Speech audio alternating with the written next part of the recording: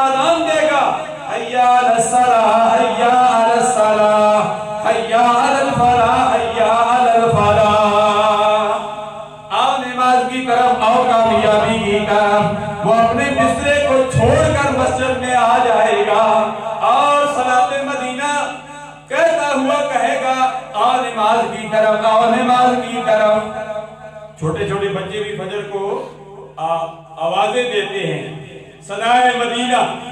یہ دعوت اسلامی والوں نے یہ فکر دی ہے، صدائے مدینہ دیتے ہیں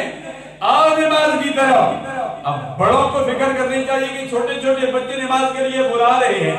ہم بڑے ہیں، ہمارے بچے بھی مسجد میں پہنچ چکے ہیں،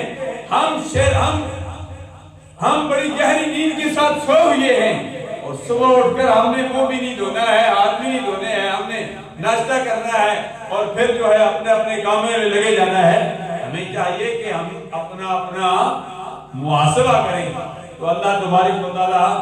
ہم سب کو محاسبہ کرنے کی توفیق عطا فرمائے۔ تو میں عرض کر رہا تھا مہمانوں کی ہے 3 قسمیں، 3 کی،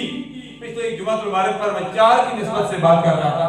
بات 3 کی ہوگی ہے، تو 3 ہی پر بات کر کے اپنی تقریر کو میں ختم کرتا ہوں۔ 3 قسمیں ہیں مہمان کی، اللہ اللہ